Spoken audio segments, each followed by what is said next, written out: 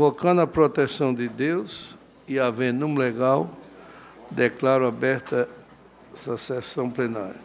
Discussão e aprovação da ata da sessão anterior. Embargador Vivaldo Pinheiro, Vossa Excelência tem um acórdão? Com a palavra. Acordo da relatoria do Dr. Cícero Macedo. É ação penal originária, 2017-6061, origem Tribunal de Justiça, autor Ministério Público, réu Carlos Eduardo Nunes Alves, relator desembargador João Rebouças, relator para o acordo Dr. Cícero Macedo. Só o acórdão, vistos, relatados e discutidos esses autos em que são partes e acima identificados acordos de desembargadores que integram o Tribunal Pleno deste Egrégio Tribunal de Justiça, por votação empate, conforme o artigo 215, inciso 1 do Regimento Interno, rejeitada a denúncia oferecida pelo Procurador-Geral de Justiça em face de Carlos Eduardo Nunes Alves, pela prática em tese do delito tipificado no artigo 1º, inciso 21, do Decreto-Lei 201, de 67, nos termos do voto vista do juiz convocado Cícero Macedo Filho, que passa a fazer parte integrante deste voto. Vencidos os desembargadores João Rebouças, relator, Judite Nunes, Gilson Barbosa e Ricardo Tinoco, juiz convocado, que a recebiam. Desembargador Ricardo Tinoco, você tem dois acordos. Está com a palavra, senhor. Pode identificar, ajudar. Mandado de segurança com liminar, 2017-008880, dígito 0, origem Tribunal de Justiça, impedrante MHDSX, representado por MEDS outro. Maria de Lourdes Xavier de Medeiros é advogada. Impetrado também aqui JDD e ente público, Estado do Rio Grande do Norte. Relator, desembargador Gilson Barbosa, relator para o acordo, este relator. Eu vou fazer a leitura da emenda constitucional e processual civil, mandado de segurança, utilização como sucedâneo recursal, impossibilidade, inteligência do artigo 5º, inciso 2 da Lei 12.016, súmula 267 do STF, ato judicial passível de recurso próprio, cabimento de agravo de instrumento em face de decisão proferida na fase de liquidação ou cumprimento de sentença, norma contida no artigo 1015, parágrafo único do Código de Ritos, julgados do STJ e desta Corte de Justiça, inadequação da via eleita, denegação de segurança. Lido e aprovado, excelência. E há um outro mandado de segurança também, é o mandado de segurança 2017-007005, dígito 4, origem Tribunal de Justiça, impetrante Divanaldo Marques Duarte, advogado Davidson Cabral Ferreira, impetrado comandante-geral da Polícia Militar do Estado do Rio Grande do Norte e outro, ente público do Estado do Rio Grande do Norte, relator desembargador Gilson Barbosa, relator para o acórdão, este relator. Ementa constitucional e administrativo, major da Polícia Militar, exclusão do quadro de acesso para a promoção ao posto de tenente-coronel, impetrante que responde a processo criminal não transitado em julgado, revogação da norma que fundamentou o ato coator, inteligência do artigo 8º da Lei Estadual número 618/2018, necessidade de afastamento do ato impugnado, conhecimento e concessão da segurança. Lido e aprovado. Embargador Vigílio Macedo. Mandato de segurança com liminar 2017-2941. Impetrante Rafael Queiroz Martins. Impetrante secretário de Recursos Humanos do Rio Grande do Norte. Embargador Vigílio Macedo, o relator. Também, excelência. É questão do soldo, senhor presidente. Foi promovido administrativamente. E ele pretende agora a implementação do pagamento via mandado de segurança. Na esteira dos precedentes, eu estou concedendo a segurança, senhor presidente. Implantação, né? A implantação. Implantação. Sem divergência, ao mandato de relator. 11º, mandado de segurança com liminar 2017. Eu tenho igual. Tem igual qual, excelência? Eu tenho o 12. Aliás, desculpa, é o do embargador Gilson. É o 12. Gilson é o 12. Mesmo proclamação. O 12 Gilson. O 12, né? E o 15. Tem mais algum idêntico igual? 31. O 31, mas o 31 é agravo, não? Agravo interno. Agravo interno. Mandado de segurança é do doutor Tá Ricardo. bom. Tem. Pois não, excelência. O 18º também. O 18º também, a mesma proclamação. Mandato de segurança com liminar 2017-18-161, Petrante Lúcio de Fátima Oliveira Araújo, secretário de Saúde Pública, relator do Barco do Blaise Enem. Está imenso, excelência. Senhor presidente, é uma matéria conhecida, trata-se de aposentadoria especial e eu estou julgando, concedendo e trazendo várias decisões desse pleno. Tem bom, ele não está aqui, mas quem se manifesta é só Saraiva, mas ele não está aqui. A unanimidade dos termos de voto, relator, Excelência. O acordo acompanha, Excelência, de aprovado. Embargador Amaury Moro, segundo, está em Excelência. O mandato de segurança com liminar 2017-76616, pertanto, Winston L. de Araújo Coutinho, Estado do Rio Grande do Norte, Comando-Geral da PM. Segundo e o terceiro, não sei se é a mesma matéria. Era a questão policiais militares, promoção policial militar. O primeiro é Winston Hélio de Araújo Coutinho, não é isso, Excelência? E o segundo é Tassiano Messias. São aqueles casos de promoção de oficial da Polícia Militar que respondem que estão subjúdice e, por isso, impossibilitados de integrar o quadro de acesso para a promoção. No caso primeiro, do impetrante Winston Hélio de Araújo Coutinho, o desembargador relator está concedendo a ordem e eu estou acompanhando, senhor presidente. No segundo, aqui o voto vista. Essa matéria já vem sendo debatida aqui nos autos, ou na Corte. E houve uma modificação da lei também. Inclusive, agora a própria lei já foi alterada, o que reforça... Já foi alterada a lei, excluindo, né, essas hipóteses.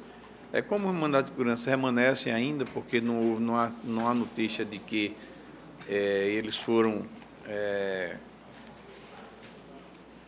promovidos ou integraram o quadro de acesso, eu penso que permanece aí o direito à postulação do mandado de segurança. Então, em ambos, senhor presidente, eu estou concedendo a ordem. Pois não, Excelência. Presidente, refaço o meu voto, eu já havia votado nesse número 2, pela denegação da segurança. Em função da revogação do dispositivo que vetava o acesso, eu estou modificando o voto para conceder, e aí a concessão, penso que o acórdão lido pelo Dr. Ricardo Tinoco no início da sessão, o voto dele, eu não sei como é que o desembargador Amaury está redigindo, mas, na verdade, a relatoria... Mas ele acompanhou o relator, né? O acórdão fica para a próxima sessão, né, embargador? Acórdão na próxima sessão. O acórdão lido, penso que resolve o problema, porque não aprecia as questões administrativas de preenchimento relator são os embargadores Glauber, todos os dois, segundo e terceiro. No acordo lido pelo desembargador Ricardo Tinoco. Sim. Ele afasta a proibição legal, que foi o ato impediu da promoção, e diz que a autoridade deve examinar os demais requisitos administrativos para a promoção. Sim. Aí, em relação ao tempo de serviço, ao acesso Sim, os demais requisitos. Os demais requisitos. Para não mandar já promover sem analisar ou sem a autoridade ter analisado os demais requisitos. Porque a pretensão é para no quadro de acesso. No segundo... Mas mesmo a inclusão no quadro de acesso tem os critérios de antiguidade, etc., né? Então, a autoridade coatora disse que ele não podia ter acesso ao quadro porque estava subjúdice, mas não examinou se ele estava na lista de antiguidade. Aí sim, tá. Então, ok. Demonstrado requisitos. No segundo, senhor presidente, eu percebi aqui que ele ataca o que há uma aparente aqui decadência do direito à impetração do mandado de segurança. Nós temos já precedente aqui nesta Corte, porque realmente pela data da publicação do boletim, ele afurou o mandado de segurança após os 120 dias. Eu sugeriria aqui, no caso, que o relator pudesse reexaminar essa questão, vai, com o meu voto vista, trazendo a discussão a questão da decadência, e o relator poderia examinar para posterior.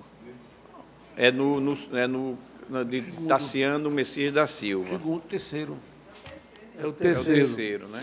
Terceiro. Decadência, né, Vossa Excelência? Isso. O relator.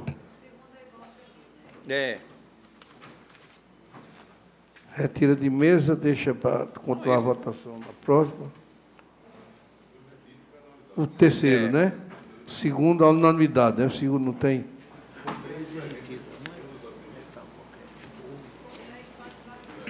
Interessante. Mandei fazer. Retira de mesa e o segundo está julgado a unanimidade, o acordo na próxima sessão, Vossa Excelência. É o quinto, mandato de segurança preliminar 2017, 19.496, Petrante Emanuel Francisco Rocha, secretário de Administração e Recursos Humanos. O quinto, embargador João Rebouças. O quinto é o mandato de segurança que é impetrante Emanuel Francisco da Rocha, impetrado o secretário da Administração e Recursos Humanos do Estado do Rio Grande do Norte. É policial militar, senhor presidente da ativa, que teve uma promoção de nível e não recebeu a respectiva remuneração. Eu estou aqui determinando a implantação na esteira dos precedentes em sintonia com a 10ª Procuradoria de Justiça, senhor presidente. Alguma divergência ou unanimidade pelos precedentes no tempo de voto relator? Acordo, lei de aprovado, excelência. Mas liminar 2017, 13.7495, Petrante Antônia Tassiano Fernando de Silva, impetrado do Governo do Estado do Rio Grande do Norte, relator, Vossa Excelência. Está aí mesmo, senhor presidente.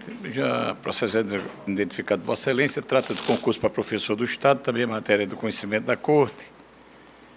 O concurso aqui foi para professor especialista. O edital tinha a previsão de 3 vagas e a impetrante conseguiu a 34ª colocação. Eu estou aqui citando precedentes do superior desta Corte e, em sintonia com a 11ª, estou denegando a segurança, senhor presidente. Sem divergência à unanimidade. O acordo seria aprovado, senhor. Isso.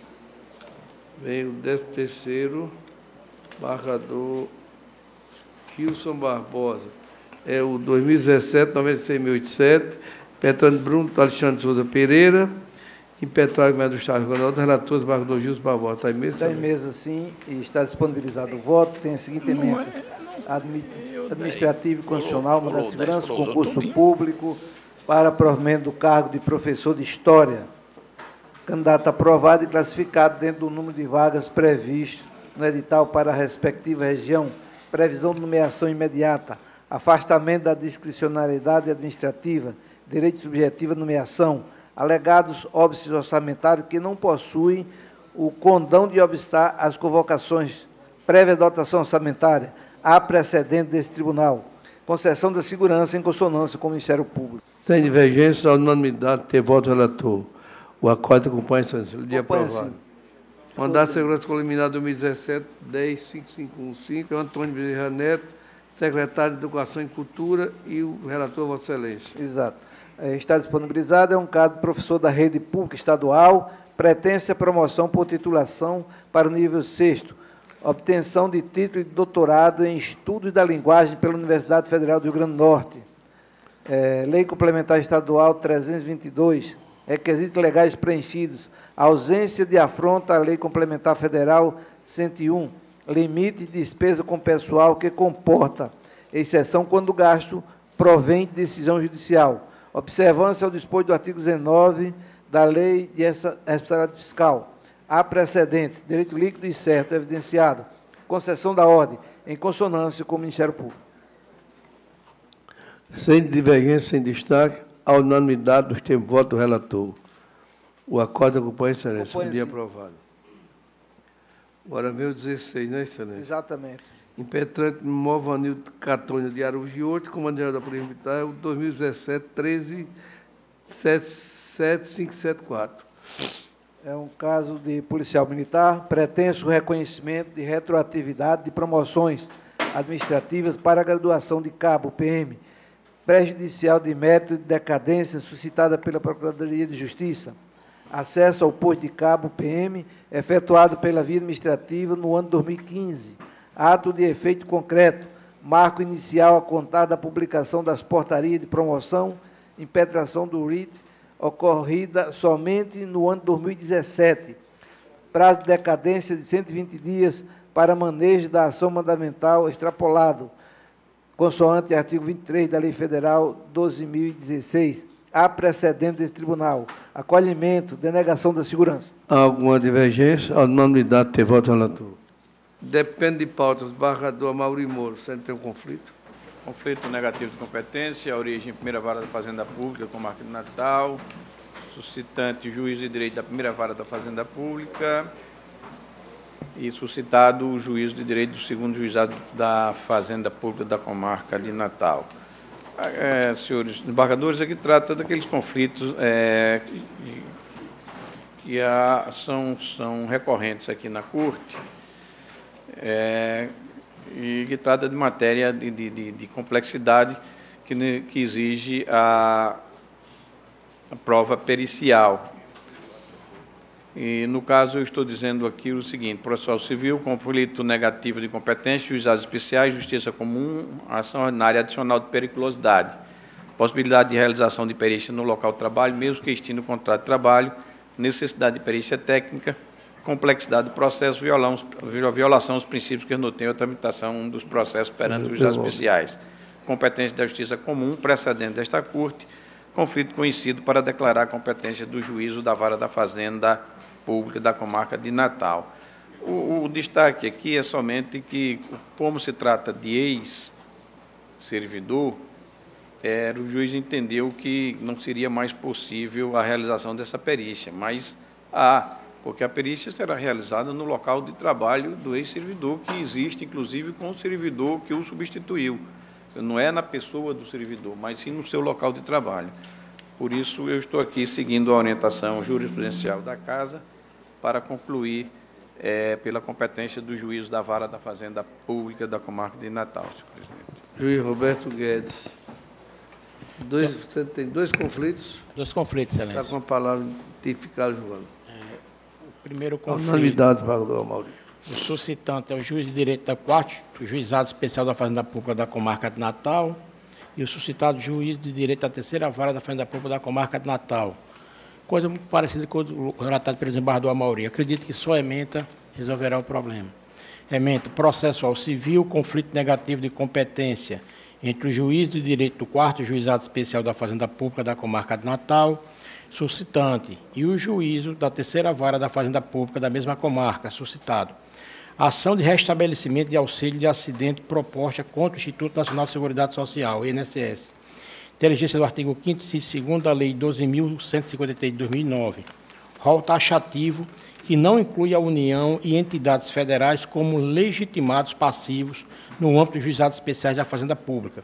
Precedente do Tribunal de Justiça do Rio Grande do Norte, enunciado número 8 do FONAGE, conhecimento do conflito para declarar competência do juízo suscitado para o processamento e julgamento da ação identificada nos autos. É como voto, senhor presidente.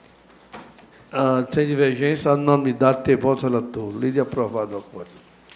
Segundo, excelência, o suscitante é o juiz de direito da Vara Única da comarca de Extremóis e o suscitado é o juiz de direito da 3ª Vara da Infância e da Juventude da comarca de Natal.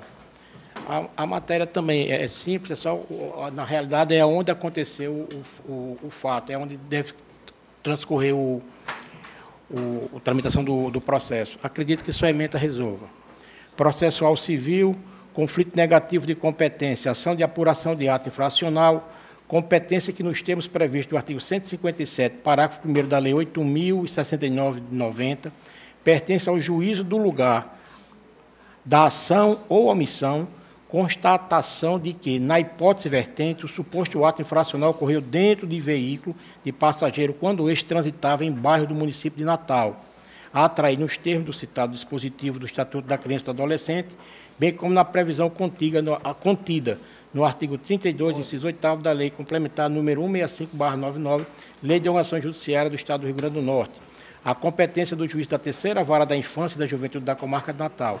Conhecimento do conflito para declarar a competência do juiz suscitado para o processamento e julgamento da ação identificada nos autos. É como voto, senhor presidente. Alguma divergência? A unanimidade teve voto acolhido e aprovado. Embargador João Rebouças, tem dois conflitos.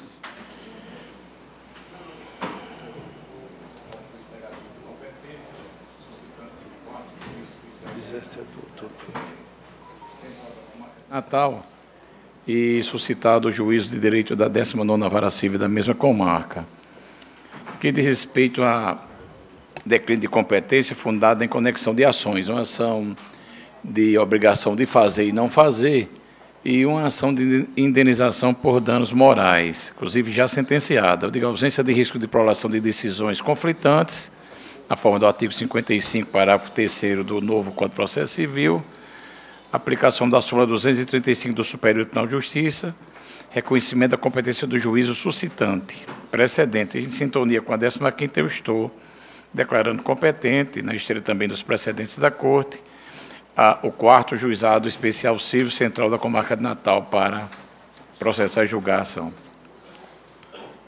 Alguma divergência, está unanimidade. Acordo de aprovado, excelência. O segundo, senhor presidente, eminentes colegas, é um conflito negativo de competência, que é suscitante o juiz de direito do Juizado Especial Civil e Criminal da Comarca de Currais Novos, e o suscitado é o juiz de direito da primeira vara da comarca de Currais Novos. Também a matéria já conhecida da Corte é aquela ação de execução individual de sentença proferida em processo coletivo. Possibilidade de aforamento nos juizados especiais, desde que observados os requisitos legais, tipo executivo e líquido, óbice do trâmite do feito nos juizados especiais em razão do artigo 38, parágrafo único da Lei 9.099 de 1995. Conflito julgado procedente na esteira dos precedentes, em virtude de ser líquida e ter que precisar, inclusive, de perícia.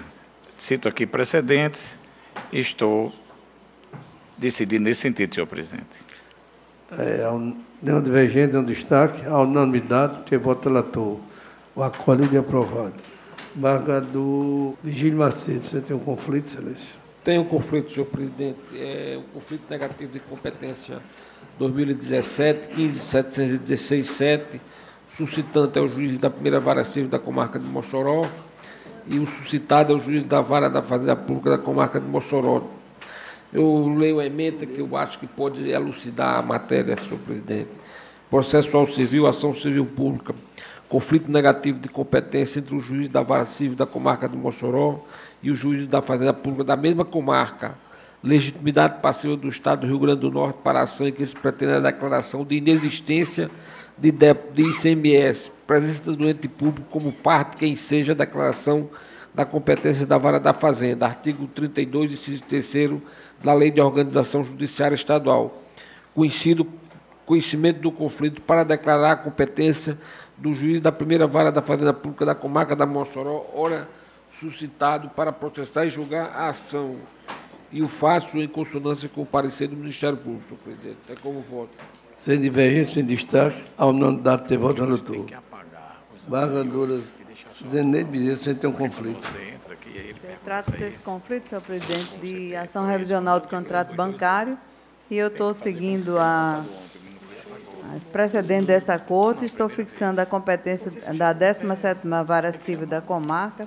Estou trazendo vários entendimentos aqui do desembargador Cláudio Santos, desembargador Amauri, desembargador João Rebouças, Vivaldo, Vigílio, para fundamentar a minha decisão. Sem divergência, sem destaque, a unanimidade tem voto relator. De acordo com o componente, lei de aprovado. Embargador Cartinoco, 17. Mandato de segurança com liminar 2017-015-209, dígito 5. Impetrante Francisco Alves Filho, advogado Frederico Leite Matos Costa, impetrado comandante-geral da Polícia Militar do Estado do Rio Grande do Norte, entre Público e Estado do Rio Grande do Norte. A hipótese aqui, senhor presidente, senhores desembargadores, de respeito a uma pretensão mandamental voltada à nulificação do processo administrativo por completo, que culminou na fixação de uma prisão disciplinar de 10 dias em desfavor do impetrante. Eu estou encaminhando aqui o voto no sentido de acolher apenas parcialmente a pretensão mandamental para o fim de que se oportunize a interposição de recurso em face do decisão conclusivo, como está aqui ementado, reconhecendo unicamente prejuízo ocorrido em relação aos atos administrativos praticados após a referida violação. Conhecimento e concessão parcial da segurança, e é assim como voto. Alguma divergência? Algum destaque?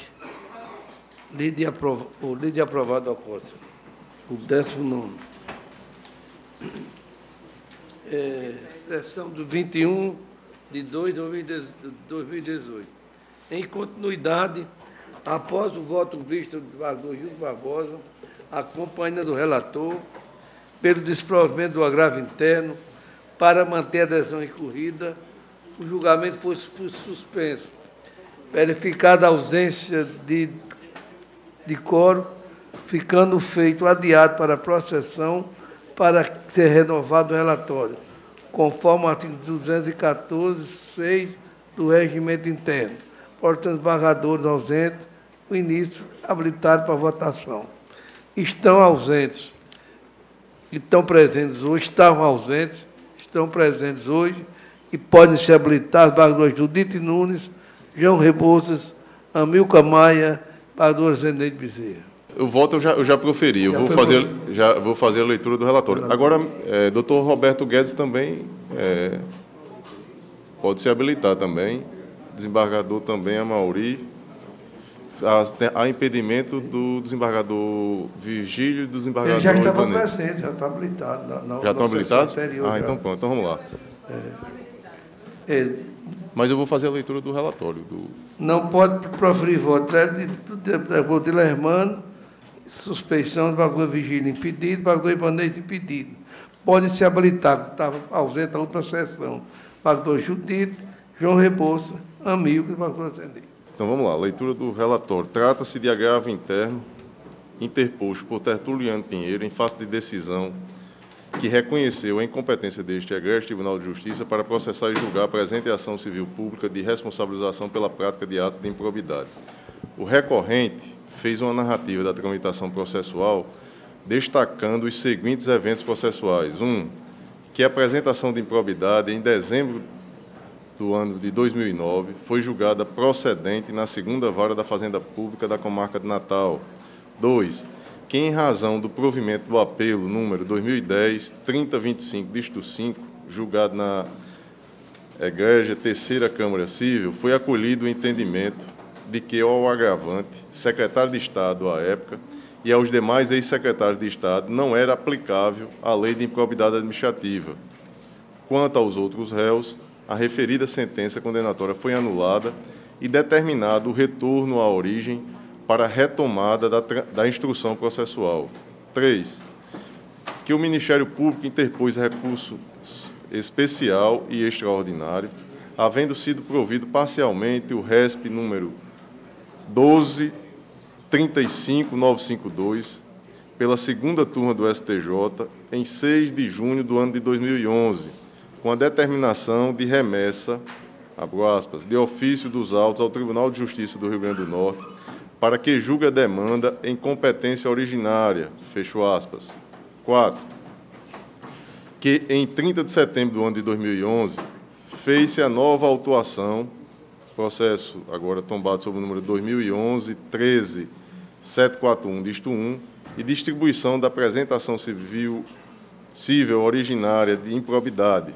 5. Que, em 18 de janeiro do ano de 2012, o juiz convocado Nilson Cavalcante, relator à época, provocado pelo Ministério Público, externou o entendimento de que, abro aspas, a questão afeta a competência deste Tribunal de Justiça, soerguida às folhas 6593 pelo Procurador-Geral de Justiça, já foi objeto de exame pelo STJ, deciso, inclusive, com trânsito em julgado, certidão de folhas 6533, sendo este o posicionamento que determinou a distribuição desses autos em competência originária nessa Corte judicante, fecho aspas. 6.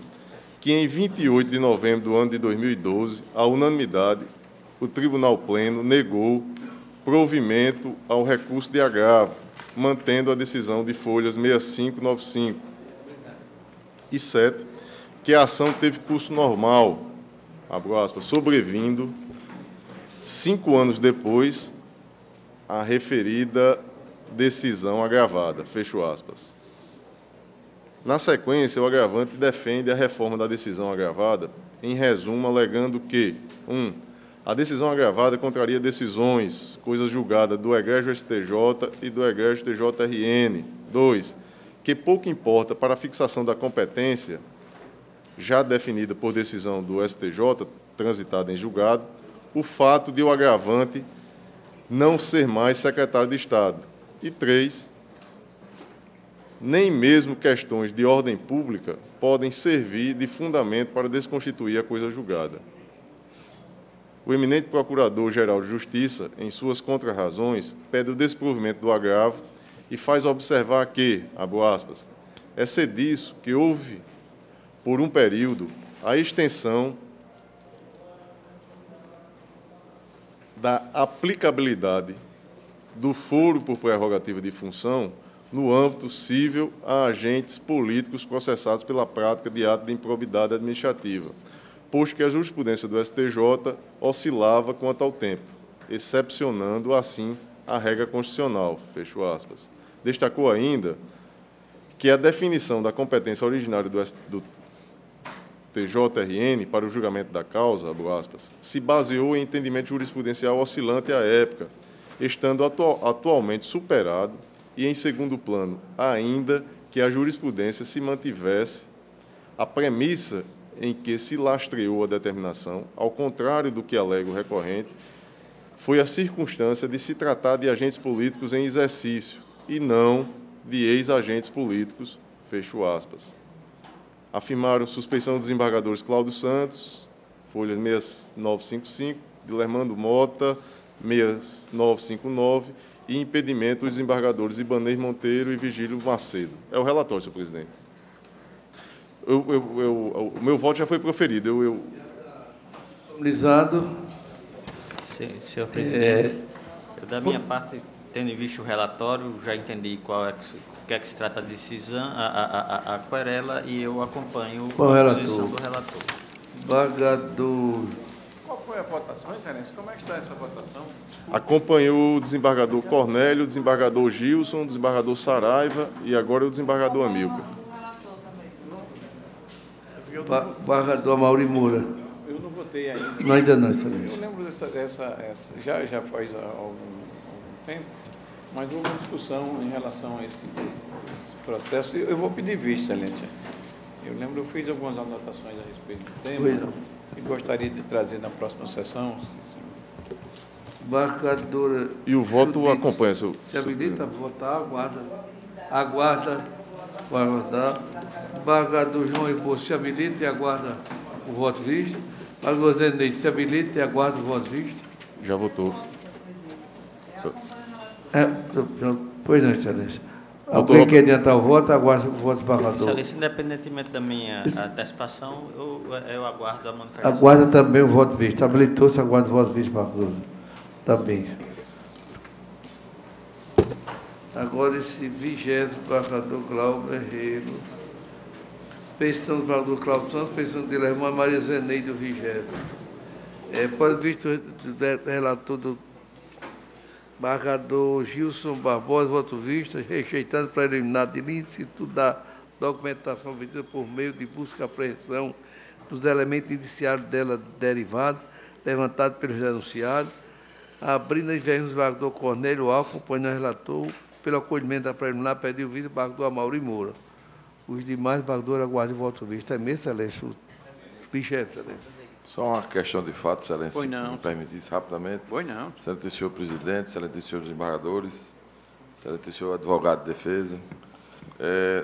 Na sentada de 13 de 12 de 2017, em razão de audiência prevista no artigo 6º da Lei 8.038, o relator do feito desembargador Glauber Herrero votou no sentido de acolher a preliminar arguida pelos denunciados relativa à ilicitude da documentação obtida por meio de busca e apreensão e dos elementos, portanto, dela derivados. Seria a questão da busca e apreensão ter sido, segundo a defesa, ter tido uma natureza criminal, de cautelar criminal e não de cível, e, portanto, desafiando o foro prerrogativo de função da prefeita de Santa Cruz, devendo ter sido feito, portanto, o pedido perante o TRE.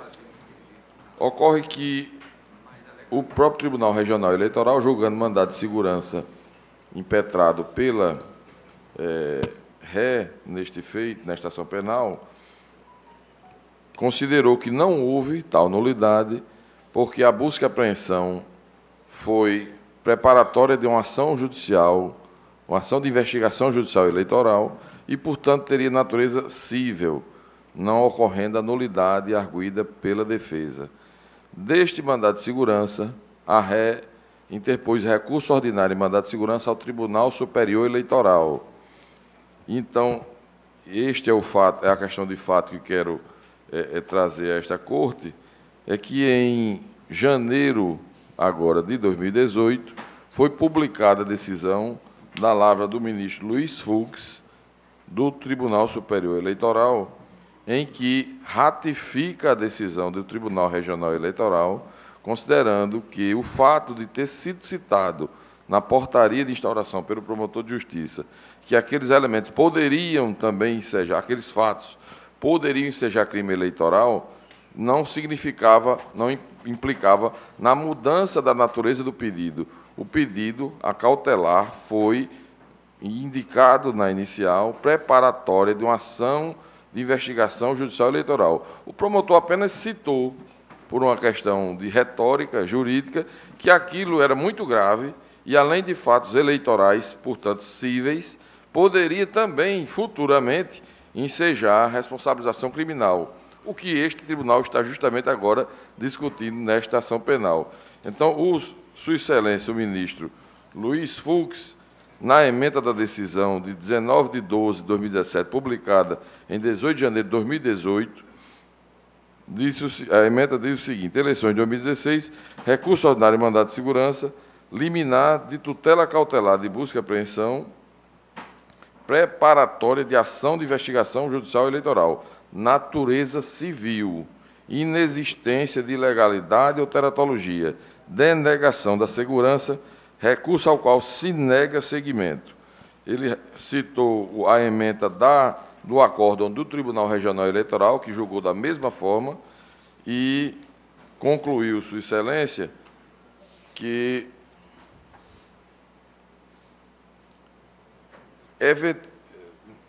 já quase ao final da sua decisão monocrática, mas que negou seguimento ao recurso ordinário de mandado de segurança, destacou que, caso haja indício da prática de infração penal, nas provas colhidas através da referida medida de natureza cível, o que até o momento do julgamento do acordo impugnado não tinha ocorrido naquele momento, tal situação deverá ser comunicada ao juízo penal competente. E o Ministério Público, tendo recebido essa documentação, através da Procuradoria-Geral de Justiça, ofereceu a denúncia contra a prefeita e o deputado, no caso, os ora-réus, levando adiante o que Sua Excelência, o ministro, está justamente registrando, que aquela cautelar de natureza cível não tinha nada a ver com eventual responsabilização criminal e, portanto, considerou Sua Excelência que não vislumbrou, nessa toada, não vislumbrou qualquer ilegalidade ou teratologia no pronunciamento do vergastado, do Tribunal Regional Eleitoral, que havia considerado legítima a documentação obtida, legítima a busca e apreensão realizada, tendo em vista que ela tinha natureza cível e nenhum condão de natureza criminal, podendo naturalmente resvalar em responsabilização criminal depois da análise daqueles fatos por esta Corte de Justiça, que é quem vai analisar, está analisando se recebe ou não a denúncia, tendo em vista que esses fatos foram trazidos a essa Corte.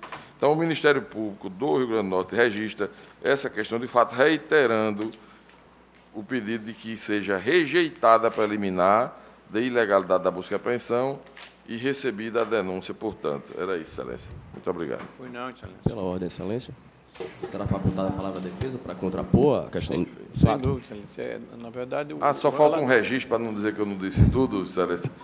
Houve um agravo interno dessa decisão do ministro Luiz Fux, e o Ministério Público Eleitoral, na data de 21 de fevereiro de 2018, agora, ratificou esse entendimento aqui esposado, mas ainda não houve julgamento pelo Pleno do Tribunal Superior Eleitoral. Mas a decisão monocrática, negando seguimento do ministro Luiz Fux, essa foi proferida e é a questão de fato trazida. Senhor presidente, desembargador Maurício, só pela... Claro, Vossa Excelência é o relator, eu estou apenas com voto de vista. que conduz aí o... Só para esclarecer, todas as questões trazidas pelo eminente procurador, à época do voto proferido aqui na sessão do Pleno, já era de conhecimento e foram todas elas enfrentadas, exceto essa questão do agravo interno que está pendente de julgamento. Mas o voto proferido pelo ministro Luiz Fux era do conhecimento do relator e foi tratado no meu voto, não especificamente o voto do ministro Luiz Fux, porque ele tão somente ratifica aquilo que o TRE havia dito e que foi abordado. Só para esclarecer que não tem nenhuma novidade, à exceção dessa questão do agravo interno.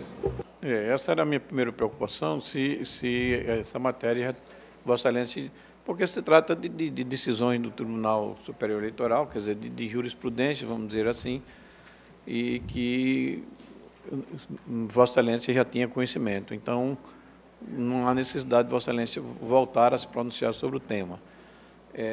Mas como foi trazida agora, nessa sentada, também, e isso foi entregue em memoriais, me parece que todos nós recebemos, pelo menos eu recebi, por ambas as partes, tanto o promotor, que trata também desse caso, auxiliando o procurador-geral, me trouxe ao gabinete o inteiro teor dessa sessão, quanto o próprio advogado da outra parte aqui denunciada. Mas Vossa Excelência tem, sim, a palavra para poder se manifestar sobre a matéria trazida agora pelo Procurador-Geral de Justiça. Muito obrigado, Excelência. Serei breve.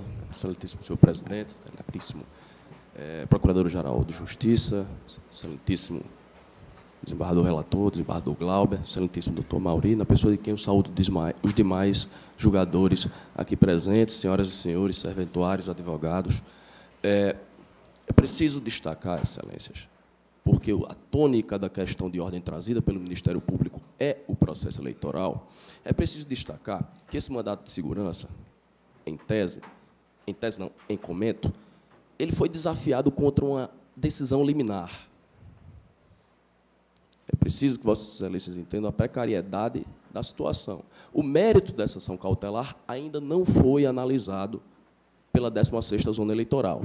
Aliás, para ser fiel aos detalhes, esse mérito foi analisado, sim, mas o TRE anulou a decisão de mérito para que ela fosse proferida juntamente com o mérito da ação de investigação judicial eleitoral. Ou seja, excelências, o precedente trazido aqui por Sua Excelência Procurador-Geral é, em tudo e por tudo, muito simplório, muito tênue e muito frágil diante da discussão que será entabulada no mérito dessa ação cautelar. Porque não é o único motivo em que a defesa ataca a medida. A defesa ataca a medida por falta de fundamentação, e, inclusive, a defesa destilou contra os fundamentos utilizados pela juíza da 16ª Zona, destilou um incidente de falsidade. E Sua Excelência, promotor eleitoral, pediu para retirar dos autos os elementos que foram utilizados como fundamentos para o proferimento dessa decisão. Então, em primeiro ponto, eu queria deixar claro o real caráter, a real natureza desse processo. É apenas um mandato de segurança contra a liminar. Sua Excelência Juíza da 16ª Zona, o egrégio TRE ainda não se manifestaram sobre o mérito dessa discussão. E é preciso reiterar, como já foi dito pelo digno Procurador de Justiça, que o ministro Fux reiterou o que foi dito pelo Tribunal Regional Eleitoral, que, por sua vez, deixou muito clara a independência das instâncias. Deixou muito claro que estava analisando o contexto diante da premissa fática de que só haveria uma ação judicial eleitoral em curso. E dizia, Sua Excelência, em voto, o juiz federal, componente do TRE, em voto cujos trechos participaram do voto do senhor relator, de que, se estivesse analisando a demanda penal, teria um entendimento diferente. Então, o mandato de segurança, por ter prova pré-constituída, fotografou aquele momento e decidiu naquele momento. A decisão de hoje, excelências, da Justiça Eleitoral da Justiça de primeiro grau e do TRE pode ser diferente. E, dada a independência das instâncias, esta corte é a primeira corte com jurisdição penal a analisar essa medida. Portanto, inclusive o próprio ministro Fux deixa clara a independência das instâncias também, tal qual o TRE, até porque manteve a decisão.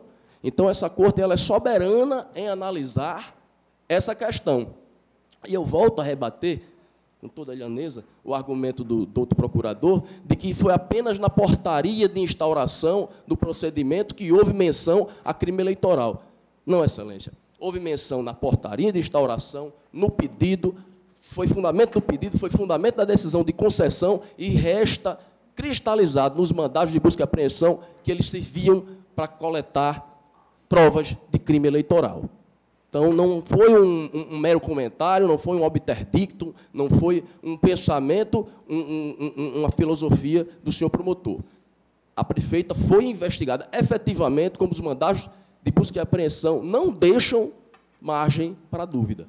Ela foi investigada efetivamente por uma juíza de primeira instância, por um promotor de primeira instância. E é por isso que eu peço que a questão de ordem, a questão de fato trazida pelo senhor procurador não seja considerada, porque, de fato, ela em nada retira a independência e a soberania desta corte para analisar a matéria. Muito obrigado. Bom, senhor presidente, ilustre procurador-geral, caros desembargadores, excelência advogado que ocupa a tribuna, eu vou fazer a leitura do meu voto, que trouxe por escrito, farei depois algumas considerações sobre a questão de ordem agora trazida por Sua Excelência, o Procurador-Geral, ainda que, como disse, já era também no meu conhecimento, porquanto o inteiro teor dessa decisão já foi trazida ao meu gabinete em memoriais ou em complementação de memoriais por ambas as partes, tanto pela Procuradoria-Geral quanto pelo advogado, a parte aqui denunciada. Digo eu o seguinte, na sessão plenária realizada dia 13 de dezembro de 2018, o senhor relator votou no sentido de acolher a preliminar de ilicitude da documentação obtida por meio da busca e apreensão e dos elementos indiciários dela derivados. Em continuidade do julgamento, na sessão plenária realizada no dia tal, após o voto do desembargador Gilson Barbosa, no sentido de rejeitar a preliminar, bem como pelo recebimento da denúncia, visando a melhor análise do caso, pedir vista dos autos. Sem esta discussão, ora travada no presente feito, quanto à nulidade ou não da utilização de provas em ação penal, decorrência de cautelar de busca e apreensão determinada em sede de ação de investigação judicial eleitoral, por juiz de primeira instância, quando há notícia de crime eleitoral praticado por agente detentor de foro privilegiado. Delimitada a controvérsia, desde já anuncio que, perscrutando os autos, na linha das bem lançadas conclusões do voto do eminente relator, entendo evidenciada para fins de instrução de ação penal a ilicitude das provas colhidas na ação de busca e apreensão proferida na AIGE, eis que, tanto a petição inicial da ação cautelar de busca e apreensão, como a decisão judicial que autorizou a medida cautelar e o próprio mandado de busca e apreensão, apresentam como fundamento da medida a ocorrência de crime eleitoral por parte de pessoa detentora de foro privilegiado. Então, apresenta, em tese, a possível ocorrência de crime eleitoral por parte de pessoa detentora de foro privilegiado. Não é demais ressaltar que, para a ação persecutória do Estado, em quaisquer de suas instâncias de poder, perante a qual se instaure, para se revestir de legitimidade, não pode ter como supedâneo elementos probatórios ilicitamente obtidos, sob pena de ofensa à garantia constitucional do process of law, que tem, no dogma da inadmissibilidade das provas ilícitas, uma de suas mais expressivas projeções concretizadoras no plano do nosso sistema positivo. Na espécie, como dito, ressai dos autos que os fatos que embasaram a busca e apreensão em questão, conquanto digam respeito à possível prática de ilícitos eleitorais não penais, também configuravam, como foram antevisto pelo representante do parquet e pela de outra juíza ali atuante no feito, pelo menos em tese, crimes eleitorais. Está a documentos que estão nos autos das folhas 207, diagonal 208. Logo, restando indiscutível que a medida cautelar visava também a apuração de suposto crime eleitoral, evidenciada a competência do Tribunal Regional Eleitoral e não o juízo da 16ª Zona Eleitoral para apreciação da medida cautelar, não havendo que se falar em prova fortuitamente encontrada. A par disso, evidenciada a não observância na produção dos elementos probantes colhidos na medida cautelar de busca, a competência acione persone tem-se como ilícita a utilização daqueles por meio de compartilhamento no âmbito penal. A propósito, trago aqui uma questão de ordem da lavra do ministro Dias Toffoli, julgado em 2015 no Supremo Tribunal Federal, que diz, no que interessa, o seguinte: crime eleitoral, imputação ao prefeito, foro por prerrogativa de função junto ao TRE, competência deste acordo para supervisionar as investigações, súmula 702 do Supremo Tribunal Federal, apuração criminal em primeiro grau de jurisdição, com indiciamento do prefeito, inadmissibilidade, usurpação de competência caracterizada, a impossibilidade dos elementos colhidos nesse inquérito servirem de substrato probatório válido para embasar a denúncia contra o titular de prerrogativa de foro, falta de justa causa para ação penal, artigo 395.3 do Código de Processo Penal. É longa a ementa nesse caso, eu estou aqui me restringindo somente ao que, com mais ênfase, destacou o ministro no seu voto. E continuo dizendo o seguinte: registro que não há notícia nos autos de que tenha sido manejado em face dos investigados com prerrogativa de foro, posteriormente ao deferimento da medida cautelar de busca e apreensão, o procedimento investigatório dos crimes eleitorais perante a Corte Eleitoral competente, tampouco que esta tenha convalidado o ato decisório que autorizou a busca e apreensão, restando mantida a ilegalidade dos elementos probantes ali colhidos. Inclusive, há decisões do Supremo Tribunal Federal, da lavra do ministro, por exemplo, do ministro Alberto Barroso, em que ele diz isso, que o tribunal, se detectada a possível presença de qualquer investigado que detenha competência de prerrogativa de foro, o tribunal competente poderia ratificar não só os atos ali praticados, até mesmo que o Supremo já avançou até nessa matéria para dizer que até os atos decisórios poderiam ter sido ratificados. E, pelo menos, a meu ver, até o presente momento, isso ainda não ocorreu. Dito isso, urge observar que o ordenamento jurídico pátrio veda a possibilidade de que alguém possa ser investigado, denunciado ou condenado com base unicamente em provas ilícitas, quer se trate de ilicitude originária, quer de ilicitude por derivação. Como consecutário lógico, tens que qualquer novo dado probatório, ainda que produzido de modo válido, em momento subsequente, não pode ter fundamento causal, tampouco derivar de prova comprometida pela mácula da ilicitude originária, de sorte que a exclusão da prova originariamente ilícita ou afetada pelo vício da ilicitude por derivação confere efetividade à garantia do processo of law e da segurança jurídica. Neste sentido, trago aqui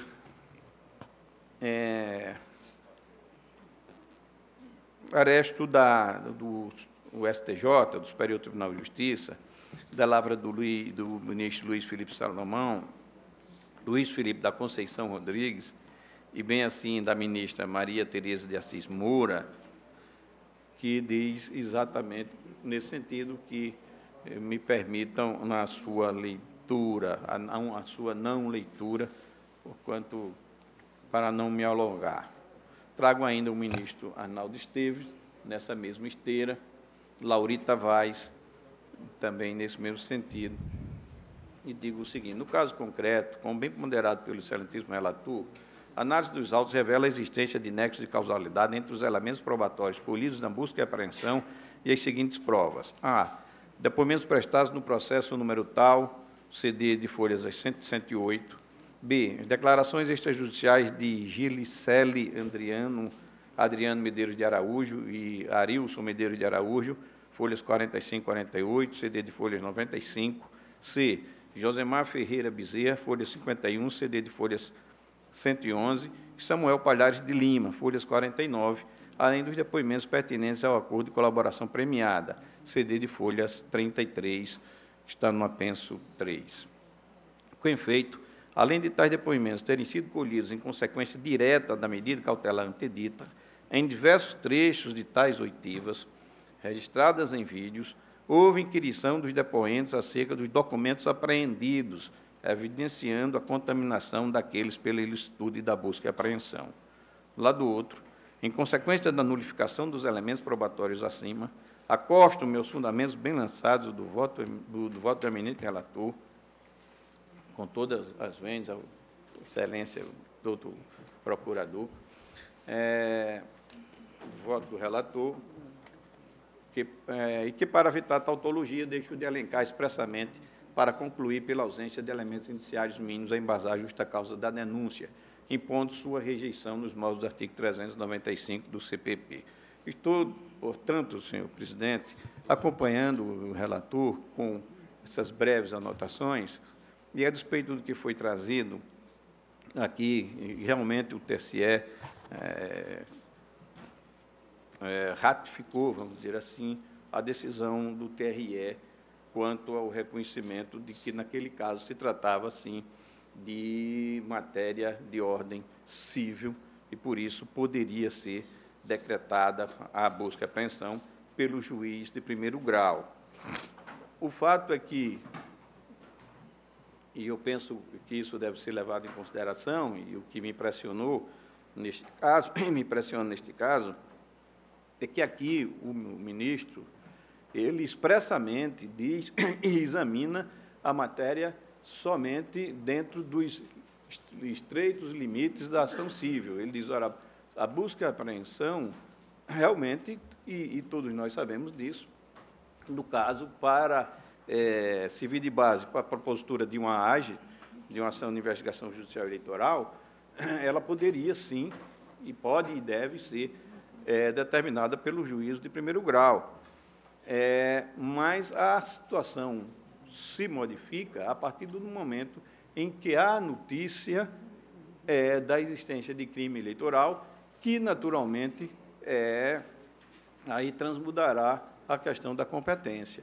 Tanto é que o próprio ministro Fux, ele diz na sua decisão exatamente isso, com outras palavras. Além disso, destaco que, caso haja indícios da prática de infração penal,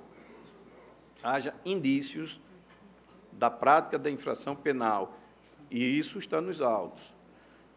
Portanto, já foi batido e repetido aqui, que, desde o requerimento, que se fala da possível prática de crime eleitoral em tese.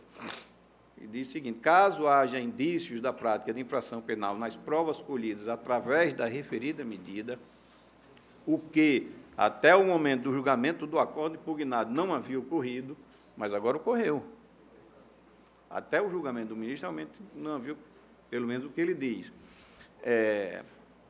Tal situação deveria ser comunicada ao juízo penal competente, o que não ocorreu, ao juízo penal competente, o qual deverá tomar as providências devidas para o andamento da ação devida.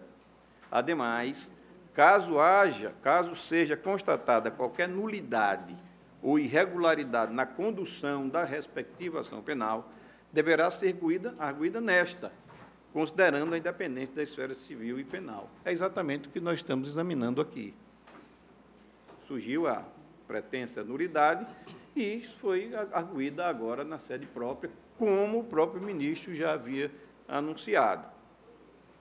Por isso que eu penso com todas as vênias que o acórdão, aliás, o voto do ministro Fux, no caso em espécie, não tem o condão de assentar que realmente, no caso, para a ação penal, ou, quer dizer, a decisão do ministro não tem repercussão direta na apreciação da matéria preliminar que estamos aqui a apreciar.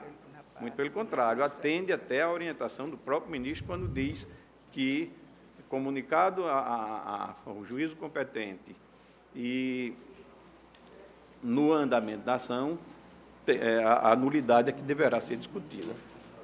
Bom, de maneira que, sem me alongar, como disse, senhor presidente,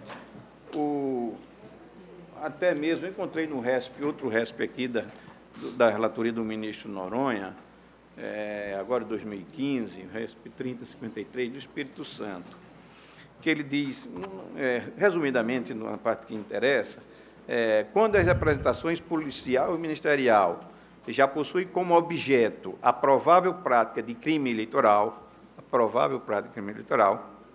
é possível aferir de plano a incompetência, aqui ele diz do TRE, no caso concreto, para apreciar e deferir tais medidas, inaplicável em caso à teoria do juízo aparente. E aqui é do TRE, porque nesse caso foi o inverso do que nós estamos decidindo aqui. Se tratava de uma candidata a deputada federal que, na época, não detinha ainda foro privilegiado. Então, estou concluindo aqui, acompanhando o voto do relator no que diz respeito à preliminar, senhor presidente. Senhor presidente, porque no meu voto, o desembargador Gilson, na primeira questão preliminar, já pediu vistas, não é isso? Então, o que está sendo votado é, nesse primeiro momento, a nulidade, como bem destacou o desembargador Amaury. E aí ainda tem... documentos. E aí, se acolhida essa nulidade, vai se analisar se as provas derivadas serão ou não também anuladas. Não foi conseguir o processo, não, excelência. Eu acho que foi concluído. No meu voto, não. O desembargador Gilson já pediu... Mas depois foi só preliminar? Não, foi só preliminar. Que aí eu me ausentei. Pois não. Doutor Gilson, ele rejeitou. Mas já recebeu a denúncia.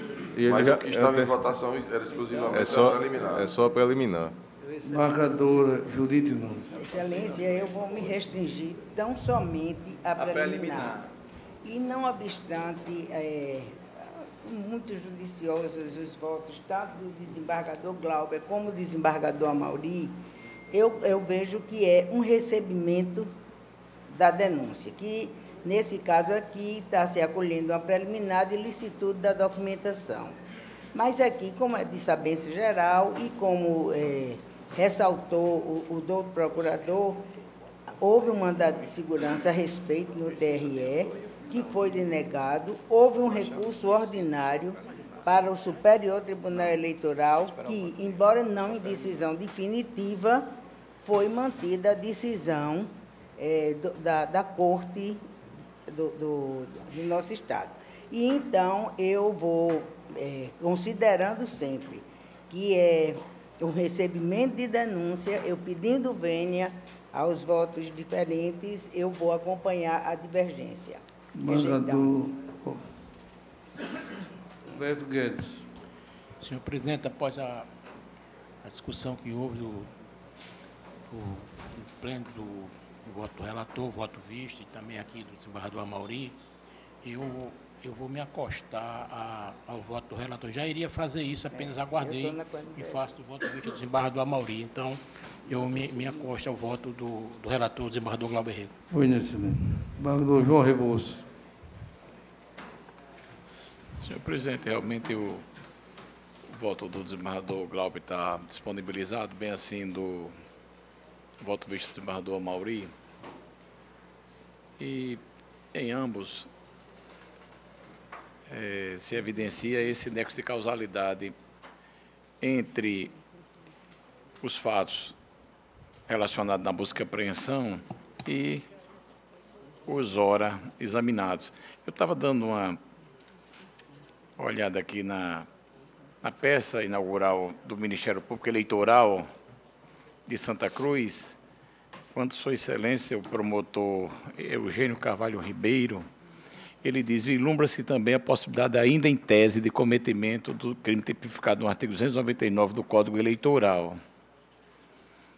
E também na decisão da juíza eleitoral da 16ª Zona, de Santa Cruz, Sua Excelência, além de várias ponderações, ela disse que, noticiando suposta distribuição gratuita de combustível e medicamentos pela candidata a prefeita de Santa Cruz, Fernanda Bezerra, e alguns vereadores aliados. Mas na frente também ela diz, fundamentou o pedido no artigo 41A da Lei 9.504/97 e no artigo 299 do Código Eleitoral, consubstanciando sem tese, abuso de poder econômico ou político e tal, além de configuração de possíveis condutas penalmente típicas previstas no artigo 299 e 334 do Código Eleitoral. Ou seja, esse nexo de causalidade eu acho que está muito evidente. Além, que no mandado de busca e apreensão está dito, para coleta de meios de provas relacionados a irregularidades e ou possíveis crimes eleitorais. Aqui no mandado de busca e apreensão assinado pela doutora Gisele, dos documentos que eu tive acesso. E por isso, senhor presidente, pedindo vênia a divergência, eu vou acompanhar a relatoria consubstanciada no voto do desembargador Amaury. Do Vivaldo Pinheiro. Excelência, após ler o voto do eminente relator e acompanhar o voto do desembargador Amaury, eu acompanho o relator. Do Amilcar Maia. Senhor presidente, eu não tive acesso ao voto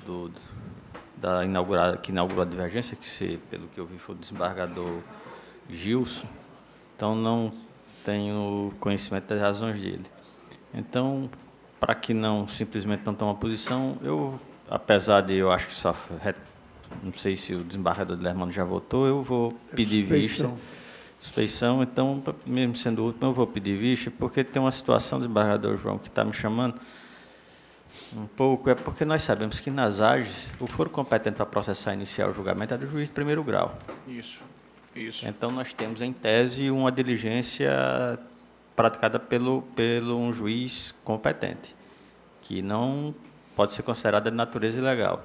Vamos analisar se é a possibilidade ou não de utilização disso. Mas na AGE é o juiz eleitoral. Então, para que contraponha essa situação que foi alegada pelo desembargador Gilson e não fique sem a devida atenção às informações de Sua Excelência, eu vou pedir vista. Muito bem lembrado, Vossa Excelência. Dos aguardo voto visto?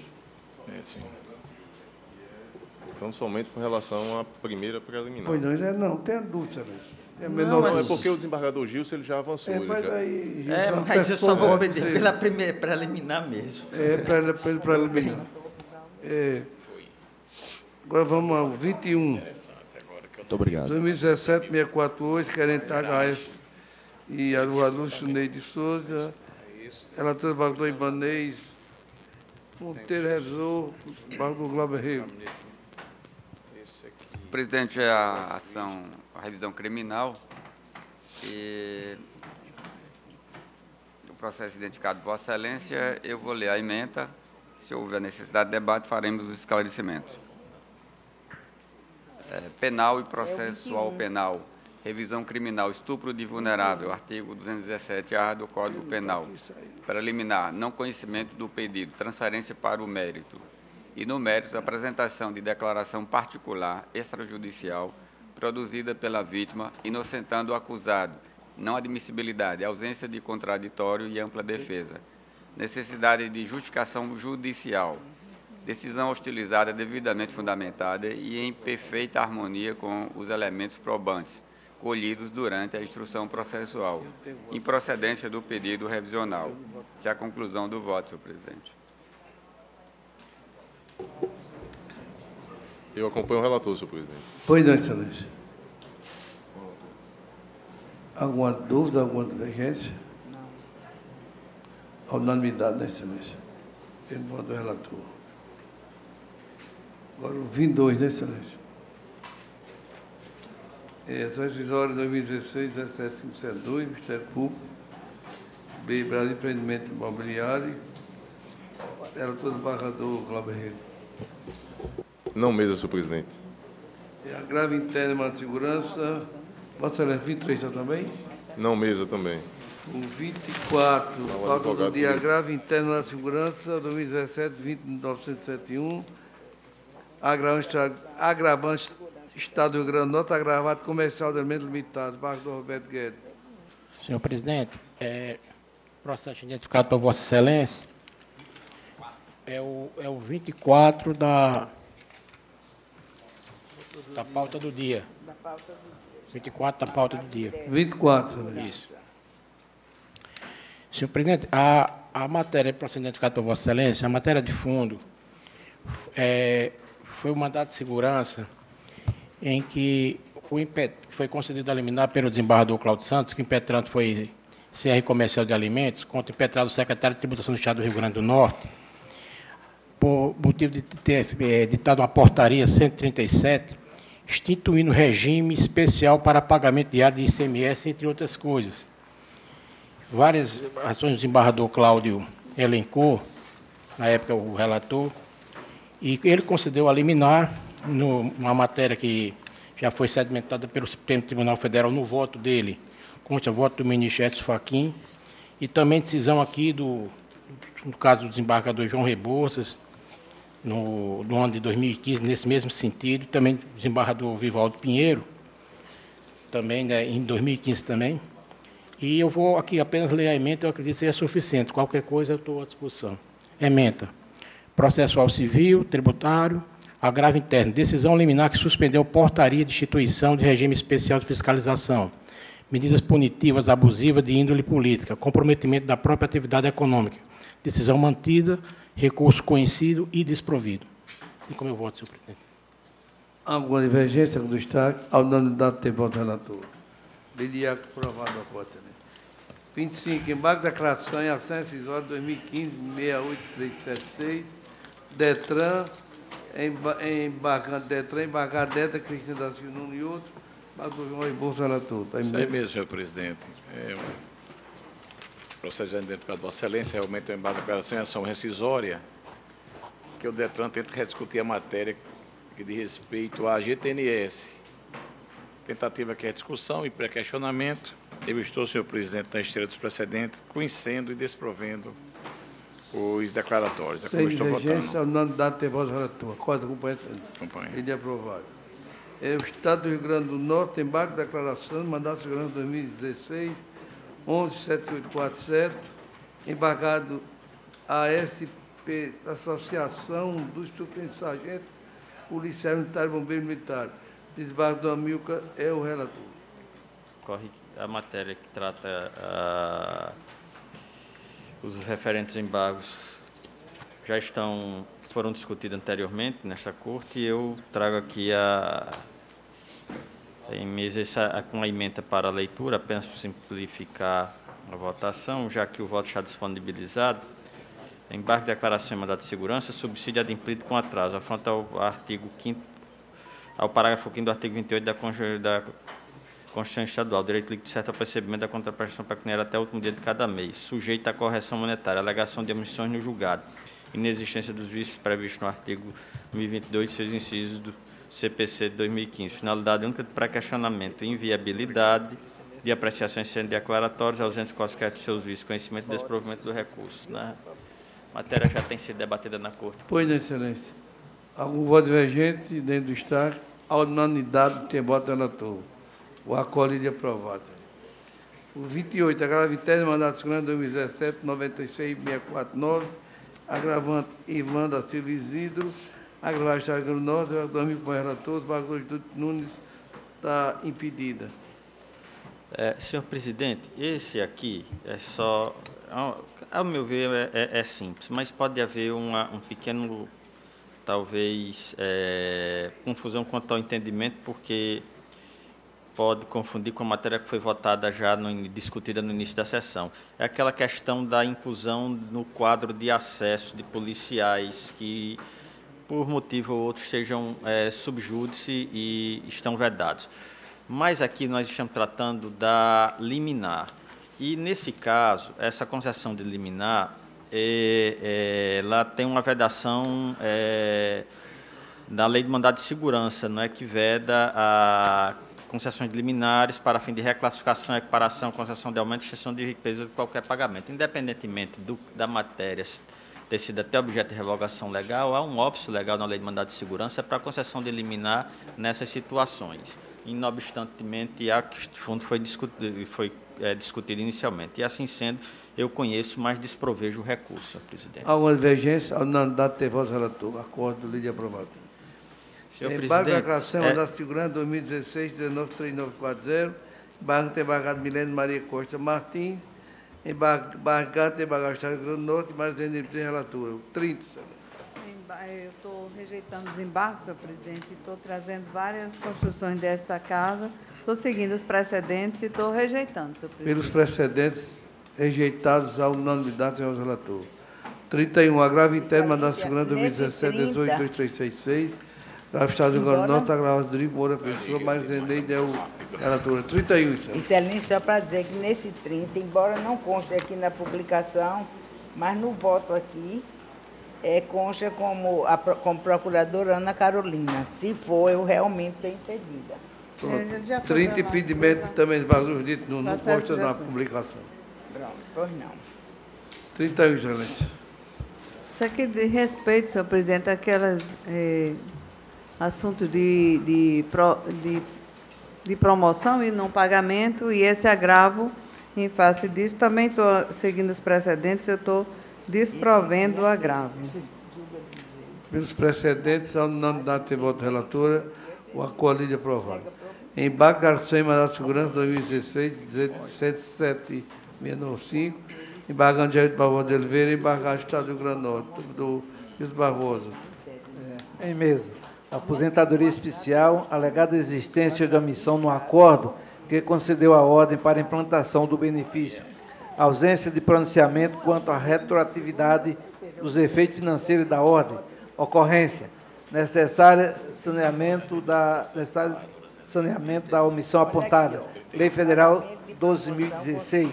Expressa previsão de que os efeitos devem retroagir à data do ajuizamento do mandamos. Inviabilidade do reconhecimento a partir do requerimento administrativo. Complementação do julgado para que seja consignado que os efeitos patrimoniais pretéritos são devidos a partir da impetração, conhecimento e acolhimento do recurso. Não, porque eu não entendi. Está disponibilizado. Tem divergência? A unanimidade tem voto relator. Acordo, acompanha isso aí. De aprovado. 33, revisão criminal 2016. Senhor presidente, apenas eu tenho um mandado de segurança que era do desembargador, da relatoria do desembargador Saraiva, que eu pedi vista, e apesar de Sua Excelência não estar presente, é aquela matéria que ele tem a posição tradicional dele de aposentadoria por insalubridade, que ele, o desembargador Cláudio Santos, mantém a posição. E eu pedi vista apenas para verificar a documentação. É da pauta anterior. Você está acompanhando ou está... Não, eu estou divergindo porque só pedi para verificar a documentação nos termos dos precedentes. Ele tem a posição dele, é só isso. Vencido... É o número 4. Vencido barrador, Saif subiu, redator do acordo é Vossa Excelência. Agora o 33, revisão criminal 2016, 19421, querendo Joselito Torres da Silva, a Justiça Pública, Bardoso Barbosa, o relator. Para ficar no novo revisor. Tem mesmo, senhor. Trata-se de revisão criminal proposta por Joselito Torres da Silva, com fulcro no artigo 621, inciso 1 do Código de Processo Penal, que se insurge contra a pena acessória imposta nos autos da apelação criminal número 2010, 5031, dígito 2, na qual, após julgamento procedente do recurso, foi decretada a perda do cargo de agente penitenciário. De acordo com os termos postos na petição inicial, o requerente informou que, no primeiro grau, nos autos da ação penal, foi condenado pela prática do crime tipificado no artigo 312 do Código Penal, ao cumprimento da pena de 1 ano e 8 meses de reclusão, tendo sido convertida em restritiva de direitos, permanecendo silente o magistrado quanto ao disposto no artigo 92 do mesmo diploma penal. Revelou que, resignado, o Ministério Público interpôs embargo declaratórios a respeito, ocasião em que o recurso foi desprovido, entendendo o magistrado que a aplicação da norma em tela não seria automática, e que inexistiu menção quanto ao ponto. A presunção é a de que não foi necessária a aplicação da pena de perda de cargo. Noticiou que, interposta a apelação criminal pela acusação, foi requerida e provida a exasperação da pena definitiva e a perda do cargo, momento em que a reprimenda foi majorada para 2 anos de reclusão e 10 dias multa, com a substituição da pena para uma restritiva de direitos. Alegou que, apesar da pena ter sido aumentada em 4 meses, não possuir antecedentes criminais, ter boa conduta e personalidade favorável, este tribunal decidiu pela perda do cargo de agente penitenciário, numa medida extremamente gravosa à sua pessoa, imposta sem fundamentação em afronta ao parágrafo único do artigo 92 do Código Penal. Asseverou que o tribunal embasou sua convicção para aplicação de tal efeito da condenação exclusivamente na culpabilidade reprovável e que, a permanecer a situação posta, implicaria o dever de impor sempre, em toda condenação de funcionário público por crime contra a administração pública, a perda do cargo, o que é vedado sob pena de infringência ao princípio da individualização da pena. Fundamentou sua proposição revisional no erro judiciário, precisamente no inciso 1 do artigo 621 do Código de Processo, uma vez que, ao não motivar devidamente sobre a perda do cargo, incorreu o tribunal em desacordo com a regra 92, inciso 9 da Constituição Federal, questionando que se a culpabilidade inerente à sua pessoa é tão reprovável, qual seria o motivo da reprimenda ser tão branda? Nessa forma, sustentando que existem os elementos necessários para a revisão do acordo exarado, requereu a concessão de medida liminar, para o fim de que fosse apreciada imediatamente a violação do artigo 92 do Código Penal. No mérito, postulou anulação parcial do acordo, no ponto em que determinou a perda do cargo público. Pedido de liminar foi indeferido, conforme decisão de folha. Instado a manifestar, o Ministério Público, por seu promotor de justiça em substituição, opinou pela improcedência do pedido formulado na presente revisão criminal. É o que importa relatar. Excelência. Agora o voto. O voto está disponibilizado. Como o assunto é deveras complexo, eu gostaria de fazer a leitura integral do meu voto. Mas se Suas Excelências... A conclusão, né? Permitirem, eu posso ler a emenda. Está disponibilizado. A conclusão... Quem quiser. Bem, então a emenda talvez seja suficiente. Se houver alguma dúvida, está integralmente disponibilizado. Eu digo na emenda o seguinte: revisão criminal, fundamento no artigo 621, inciso 1 do Código de Processo Penal, pretenso reexame da reprimenda acessória imposta, alegada ausência de fundamentação para a decretação da perda do cargo, tese base para o ajuizamento do pleito revisional, perda do cargo de agente penitenciário, necessário decote do édito condenatório, pena privativa de 2 anos, convertida em uma pena restritiva de direitos, prestação pecuniária já cumprida pelo réu, pena acessória mais gravosa que a principal, afronta ao princípio da proporcionalidade, permanência no serviço por mais de 4 anos, mesmo após o trânsito em julgado da condenação, pena principal suficiente ao objetivo social previsto na Constituição, pedido de revisão criminal conhecido e provido em dissonância com o parecer ministerial. Repito, o voto está integralmente disponibilizado. Algum destaque? Qual foi o crime que ele foi condenado, desembargador Gilson? 312. Ele foi condenado aí numa pena acessória, bem menor do que a pena acessória. Não, eu sei, mas é só maior. Por isso mesmo que eu tinha curiosidade de saber qual é o artigo 312 do Código Penal. O cumprimento 312, de um ano. Foi 312. Pelo menos consta aqui do relatório. Já foi feito aí Peculato. Foi o seguinte, foi encontrado um celular numa revista lá, e ele se completou, mas devolveu. Foi punido por isso. devolveu, não causou maiores danos. Só que essa pena acessória está extremamente e visivelmente em disparate com o que diz a Constituição Federal. É só isso que me chamou a atenção. Inclusive, como julgador de uma Câmara Criminal, eu fiquei meio pasmo diante dessa realidade. E Vossa Excelência disse que não tem fundamentação, não é? Não, não tem. Quer dizer, a pena principal é menor do que a acessória. Senhor presidente, eu trouxe um voto na condição de revisor aqui e gostaria de fazer a leitura rápida, um voto curto. Pois não. Porque me parece que pode trazer algum acréscimo na compreensão da Corte acerca da matéria, ora julgada, ora votada pela relatoria. Adotando, já posso fazer aqui? Pronto. Adotando o relatório lançado por Sua Excelência o relator, eu digo, preenchidos os requisitos com êxito da presente revisão criminal.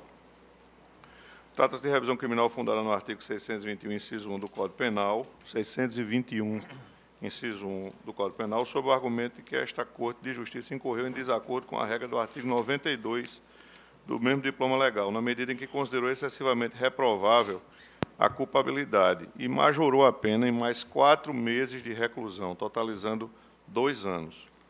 Ao analisar o acórdão, prolatado na apelação criminal, a Câmara Criminal observou que, abre aspas, com efeito, a conduta pela qual restou condenado o recorrido revela-se incompatível a sua permanência no exercício do cargo público, pois, como bem ressaltou o parquet nas razões de recurso, a função de agente penitenciário é exatamente a de fiscalizar, esse me parece que é o ponto nodal, é exatamente a de fiscalizar e zelar pelo cumprimento e observância das leis no interior dos estabelecimentos prisionais, onde, inclusive, cumprem pena pessoas que, assim como apelado, foram condenadas pela subtração de bens alheios. Infere-se, portanto, e com devido respeito ao entendimento, que não houve violação ao parágrafo 1 do artigo 92 do Código Penal, sobretudo quando a pena, antes mesmo de ser majorada pela Câmara Criminal, já ultrapassava 1 ano de reclusão. O Código Penal, no artigo 92, inciso 1, a linha A, assim dispõe. Só bem rapidamente, para frisar o entendimento, são também efeitos da condenação. 1. A perda de cargo, função pública ou mandato eletivo. A linha A, quando aplicada a pena privativa de liberdade por tempo igual ou superior a 1 ano, nos crimes praticados com abuso de poder ou violação de dever para com a administração pública, dando ênfase a essa parte. E o parágrafo único assim dispõe: os efeitos de que trata este artigo não são automáticos, devendo ser motivadamente declarados na sentença. Pelo exposto, tendo o acórdão apresentado a motivação exigida pelo parágrafo 1 do artigo 92 do Código Penal, no meu modesto entendimento, impõe-se a improcedência do pedido formulado na presente revisão criminal. É como voto. Vamos tomar os votos, né? Embargador... Aí, no caso, foi uma decretação em função da expressa disposição legal que, em virtude do quantitativo da pena, que foi aplicada, ele, funcionário público, tem que decretar a perda do cargo da função. Parece que aí já é outra situação. Desembargador Maurício. E essa fundamentação, excelente.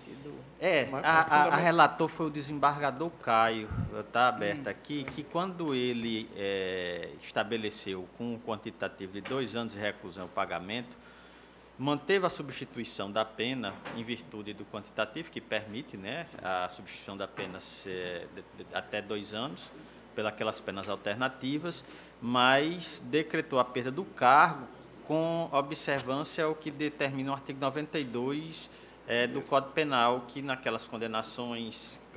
mas quer dizer que teve essa fundamentação. A fundamentação que consta aqui no acórdão da revisão criminal da Lavra do desembargador Caio é essa aqui ainda, que foi aqui em 2010. Eu vou pedir vista, senhor presidente. Vista, agora se prende a questão da ausência ou não de fundamentação da decisão. Vista, desembargador Amaury Moro. Desaguardo o voto, vista. Aguardo o voto, vista. Agravo interno em execução 2015, 142.4, Edvaldo Batista, Basílio da Silva, agravando. Grave Estado do Norte, desembargador Gilson Barbosa, desembargador João Moço, impedido. A emenda é suficiente. É um caso de agravo interno em execução, decisão monocrática que reconheceu a incompetência desse tribunal para processar e julgar execuções individuais autônomas. Não obrigatoriedade de atração pelo mandamus coletivo. Inteligência do artigo 64, parágrafo 4 do novo Código de Processo Civil. Remessa dos autos para o juízo competente. Manutenção do deciso, precedentes desse tribunal. Agravo interno conhecido e desprovido. Sem divergência. Presidente, Pois não. eu divido do relator, é que o tribunal já tem decidido que as ações de execução individual em mandado de segurança coletivo são da competência do primeiro grau. No entanto, neste caso, a execução foi admitida, processada, embargada e decidida pelo relator. Depois de homologados os cálculos, o advogado pediu apenas para destacar os honorários, no pagamento do precatório, destacar os honorários advocatícios. E aí o relator se declara incompetente e manda para o primeiro grau decidir. O quê? Porque a decisão foi tomada pelo relator ao homologar os cálculos, aqui, né? Sim, ao homologar os cálculos dos embargos à execução. Então, não há mais decisão a ser proferida no processo, a não ser se será ou não será feito o destaque da requisição do pagamento do precatório e dos honorários advocatícios. Aí, nesse caso, eu voto pelo provimento do agravo interno para manter o processo nesta corte. Vereador Ricardo Tinoco. Eu entendo, na conformidade com que o desembargador Ibanez agora ponderou, que há uma visa atrativa em relação a esses atos subsequentes, quando a competência para a execução já se fixou no juízo exauriu adquirente. A execução. Né? Então, por que mudar a competência agora? Quer dizer, não havia uma motivação a justificar. Então, eu vou acompanhar a divergência com base nesse fundamento. Também, senhor presidente, nós julgamos, eu já fui relator de um caso absolutamente idêntico e assim entendi. Vereador Judite. Eu acompanho a divergência. Vereador Roberto Guedes. A divergência, excelência. Vereador João Rebouças. Vivaldo. Todos acompanham a divergência. Desembargador Ricardo Tinoco, que é o redator do acordo. Não. É ele? Não, pela ordem, Não, estou indo, mas aí falta votar o desembargador. Do Ricardo, de novo. Sim, mas é porque falta votar eu e o desembargador de Lermão. Perguntei você. Eu também. Não, eu quero dizer porque é até mesmo para a economia processual, já estava finalizando, inclusive nos processos. Excelência acompanha? Acompanho. Eu tenho procedido até o final, já que já está tudo já feito. Já foi decidido, perfeito. Já está no fim. Já está no Excelência fim. Acompanha Acompanha o relator. integralmente. Até porque tem uma gente. Decido desembargador Gil, desembargador Amil, desembargador de Lermão de Mota. Não, eu também acompanho a divergência. Toda divergência, todas as unanimidades, né? Eu vou... Por maioria, vencido. Na sessão última que eu participei, o desembargador Ibanez abriu uma divergência no mesmo sentido em que era a relatora a doutora Ada, que estava substituindo. E ficou vencido o desembargador Ibanez. A corte entendeu que seria o caso de fazer a remessa, porque já definido que a competência seria do primeiro grau, todo e qualquer ato seria lá tomado de natureza decisória, né? E aí, nesse sentido, mantendo-me fiel ao posicionamento que tomei naquela oportunidade, eu acompanho o desembargador Gilson. Mas me parece, desembargador Glauber, me parece que naquele caso, porque nós decidimos aqui que execuções individuais decorrentes de processo coletivo, elas podem ser feitas lá no primeiro grau. Mas no início, nesse caso aqui é diferente. Nesse caso, o processo de execução já se concluiu. Já foi homologado pela própria Corte. Não há mais do que se fazer em primeiro grau. O processo exauriu já. Mas a gente tem que mandar... Naquele caso, me parece, eu não sei, não me recordo no outro tipo, talvez eu acho também que estava mas o meu já fui relator de casos... A maioria, por exemplo, se o desembargador Gilson é redator para o desembargador Ricardo Tinoco. Mas, a partir de agora, eu estou me mantendo fiel àquela oportunidade. Agora já me passo, a partir de agora, a me curvar um novo posicionamento. Excelência acompanha a divergência? Não. Desde que eu me mantenho fiel, que eu voltei naquela oportunidade. A partir de agora, Vossa Excelência vota com ela assim. Tá. Entendi, agora entendi. Muito obrigado. Tá, pois não. Tá. Redator, Mauro, redator, Ricardo Tinoco. Agravo interno, mandato de segurança 2016, 9330, Carvalho Francisco Candé Pereira, Estado do Rio Grande do Norte, para o Justo Barbosa, relator, pedido desembargador. Esse é o 35, presidente, é? É o 35. É? 35, é? É, sim. Estou retirando de pauta. Né? Base de declaração, mandato de segurança 2016, 13997, Estado do Rio Grande do Norte, embargado Cleide do Santo Tomás. Agora, Ricardo Tinoco, relator. Processo já identificado por Vossa Excelência, mas pode ser aquela em que, inclusive, me parece que há dissenso na Corte em relação à necessidade ou não de se requerir a verdade das alegações lançadas aos autos por prova pericial, aquela hipótese concernente à insalubridade. Eu vou fazer a leitura da ementa.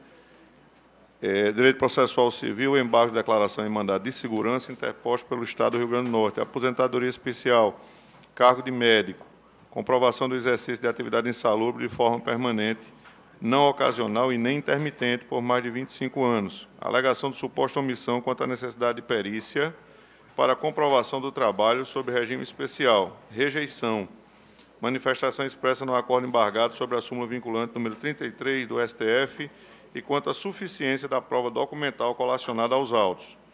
Contra-cheques que demonstram a retribuição por todo o período apurado, insurgência acerca de temas devidamente analisados, inexistência de obscuridade, contradição, omissão e inviabilidade do manejo recursal para a rediscussão do assunto, precedentes desta Corte de Justiça, embargo de declaração conhecidos e rejeitados. Eu queria só acrescentar um fundamento bem rápido, que é o fato de que, para além da fundamentação que a Corte, nesse sentido, vem adotando, eu entendo que pensar diferentemente seria retornar àquela época em que se estabelecia uma hierarquia legal das provas, como se necessariamente nós tivéssemos, em hipóteses que tais, que recorrer à prova técnica. E havendo uma prova documental suficiente, como é no caso aqui, seria realmente, digamos assim, um retrocesso não só normativo, mas interpretativo, cogitar-se dessa possibilidade. Então, penso que o livre convencimento motivado, fundado na persuasão racional do juiz, já é suficiente em face da documentação, da prova documental produzida. Como voto. Alguma divergência? Algum destaque? Ao nome da TV, Senhor presidente, só para trazer um assunto aqui para reflexão da Corte, é que no agravo interno em mandato de segurança da relatoria da desembargadora Zeneide, só para a gente fazer uma reflexão e não, numa mesma sessão, nós temos uma posição divergente. O desembargador Amilcar fez a ressalva dizendo que não concedia eliminar naquele processo porque tinha vedação da lei de mandato de segurança para não haver... Há uma vedação expressa da lei de mandato de segurança. A desembargadora Zeneide, o gabinete entende em conceder eliminar naqueles pedidos de implantação de subsídio dos PMs que tiveram mudança de nível e que não conseguiram a implementação. Sua Excelência concede a liminar. O Estado apresenta o agravo interno e a Câmara e a Corte decide pela denegação. Eu não concedo, particularmente, eu não concedo esse tipo, até pela vedação expressa da lei, porque há aumento de... A desembargadora Judite sempre me lembrava isso e tal. Eu digo, não, é bom a gente fazer uma reflexão para que não haver decisões numa mesma sessão de forma... eu tenho julgado de acordo com... Tenho deixado para o método, quando a implantação só nas questões de inativos. Mas quando chega aqui no agravo, aí a gente está desprovendo do agravo do Estado. Isso. Quando só não era para desprover de acordo fica difícil com o entendimento de quem não concede. É isso. É só para reflexão. Isso. Eu tenho concebido nesses casos porque o entendimento de que o Estado já reconheceu. Porque não se trata de concessão realmente, me parece. Agora, de novo, a implantação, né? Então, precisa ver se a gente se convence e passa a conceder também. O que não pode é haver a discrepância. O problema é isso. É porque, no caso da implantação, como bem ressalvou, o Estado reconhece promove, mas ele não implanta sob a alegação de limite fiscal, responsabilidade. Na realidade, ele promove, mas não paga. Ele promove, mas não paga. A situação é essa. Se bem que eu tenho deixado para a concessão do mérito. Também. Por isso no que eu estou dizendo aqui, só para ter da segurança, mas não em série de liminar. Só para ter essa observação, nós que negamos, a gente tem essa observação para a gente evoluir, para conceder, para não ficar conflitante. Para não ficar conflitante. Entendeu? E nesses casos, por exemplo, também da questão dos policiais, que me parece que agora a tendência é desaparecer, né? Porque a lei foi exato. Já foi revogada, né? Mas que alguns casos em que eles pedem já a promoção, outros pedem somente o direito de integrar o quadro de acesso, porque eles não podem ser promovidos se estiver no quadro de acesso. Isso. Né? A gente precisa não, fazer mas essa a situação é diferente. A gente está falando daqueles que já foram aqui, promovidos. E não foi implantado o salário. É questão de pagamento. Só de pagamento. Mas no quadro de acesso, por exemplo, eu tenho definidas liminares para que ele integre o quadro de acesso nesses casos. Mas não a promoção em si. Porque me parece que aí não há vedação da lei em relação para integrar o quadro de acesso. Porque não é a promoção. O quadro de acesso não tem aumento de despesa, né? Perfeito. A observação é só para que os gabinetes que não concedem a eliminação. Fica a reflexão, né, João? Isso. Senhor presidente, Vossa Excelência ainda tem algum processo? Porque eu tenho uma questão de ordem aqui, se Vossa Excelência me permitir. Não, pode.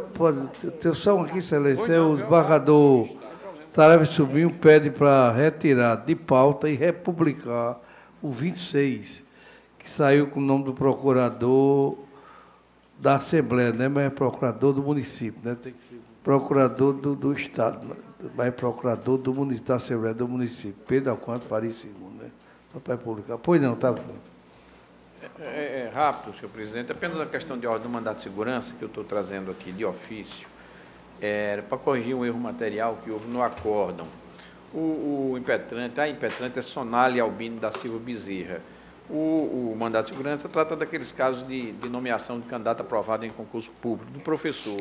O que ocorreu foi que no acórdão ficou concedida a segurança, fez referência ao cargo efetivo de especialidade de pedagogia, anos iniciais, da 12ª DIRED.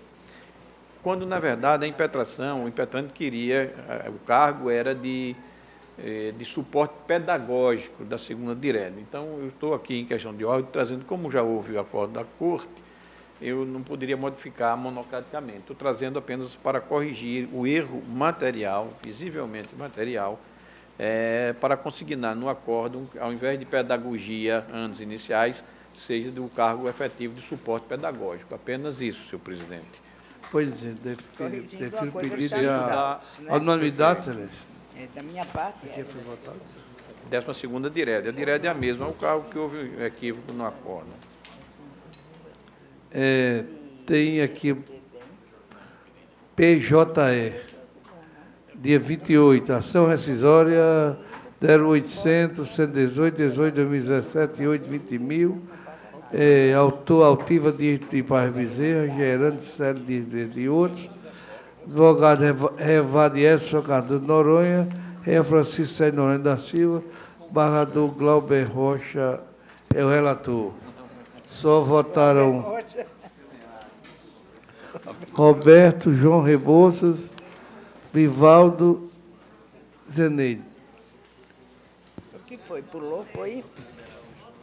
O relator foi pela procedência do pedido. E esses 4 acompanharam o relator. Estão habilitados a votar ou votam? Só consta 4 votos. 4 votos. Eu votei. É porque eu, inclusive, tomei conhecimento, mas me informaram que, tendo em vista que Vossa Excelência tinha chegado hoje, não ia liberar, ia deixar para a próxima sessão. E por isso mesmo eu não votei com base nessa informação. Fica para a próxima sessão. Disponibilizou aqui fica para a próxima, né? Fica em mesa para a próxima. Então, tá bom. Isso ficou para a próxima. Eu não estou conseguindo aqui abrir o PJE.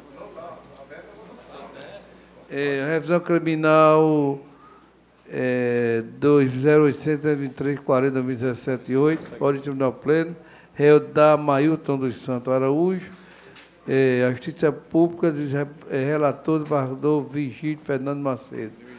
Todos, à unanimidade, votaram pela improcedência do pedido. Senhor presidente, só pela questão, porque foi aberta a votação nessa ação rescisória da minha relatoria e não foi disponibilizado antes porque eu estava ausente e quem pode disponibilizar é o próprio relator, que sou eu, no caso. Então, eu disponibilizei agora pela manhã. Desembargador Amilcar tem razão quando diz que, de fato, somente agora foi disponibilizado, mas ele está aberto à votação, então eu acredito... Na próxima sessão de concluíção. Mas eu acredito que, nesse caso, para a próxima sessão, tem que ser pedido de vista, não? Porque é um processo, embora... Foi adiada a votação, não concluiu a votação. Não, como é uma coisa nova, eu estou só trazendo para a discussão. Por exemplo, se fosse físico, era um pedido de vista, não é isso? O processo está pautado, aberta a votação. Se físico, ele não seria... para que ele não fosse concluída a votação, teria que ter tido um pedido de vista. Nesse caso, vai se renovar a pauta do processo? Não. Porque não está em mesa. Ele continua... Então vai ter que ser feita a nova publicação. Fica adiada e a votação fica aberta na próxima sessão. Porque é o mais viável, né? Nenhum processo em mesa está encerrada a sessão.